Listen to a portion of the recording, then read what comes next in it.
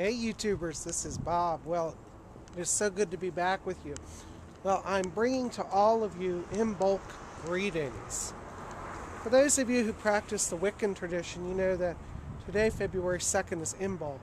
And this is a feast where we begin to recognize that the wheel of the year is turning. The days are getting longer, and spring is not far away. As you can see here around me, the snow that we've had this past week is starting to melt. And it's actually getting, the temperature is not too cold today. It's rather mild. And I'm out just having a stroll and going to have a bite to eat. And anyway, so I wanted to come to you guys here to bring you Imbolc greetings. Now, some of the traditions call it Candlemas. And what this holiday is about is making new starts, new beginnings. A lot of people in the magical community clean their houses. It's a good time to clean your Imbolc. You clean your altar and set up an Imbolc altar. And spend some time in reflection and meditate that even in the cold, we can start to see little hints of life.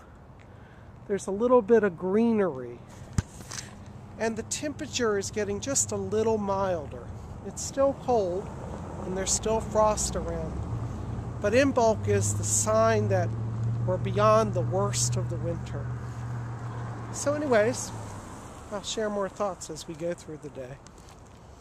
You know, YouTubers, I've had lunch and I'm just walking in the park. And it's, as I was saying, it's quite warm today. And as you can see, the snow is melting everywhere.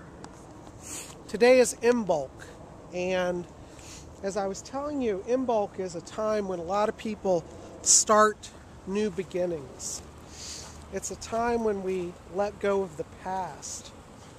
You know, as I look at this stream here running down to the creek, it reminds me of, you know, the past. Let it go, let it flow away from you.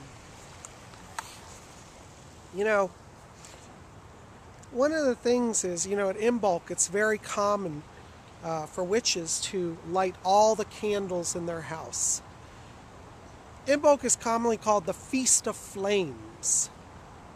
And it's a time when people can renew their vows to the Lord and the Lady, when they can celebrate the life of light that is coming.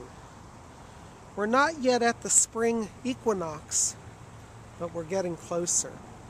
And days like today that are rather warm are hints of the promise of summer to come. The people in the ancient days, you know, feared winter. For if your food supplies ran out, or winter went longer than you expected, you might not survive. These days we don't have to worry about it so much, but it still exists in parts of the world where people pray to survive the winter. So Imbolc is a wonderful time. It's a turning of the wheel as we move closer. We can see in the sky the sun is high, and I don't know if that shows up, but the sun is reminding us of its warmth and its nurturing rays. I haven't set up an Imbolc altar yet. I've been dealing with a cold this week.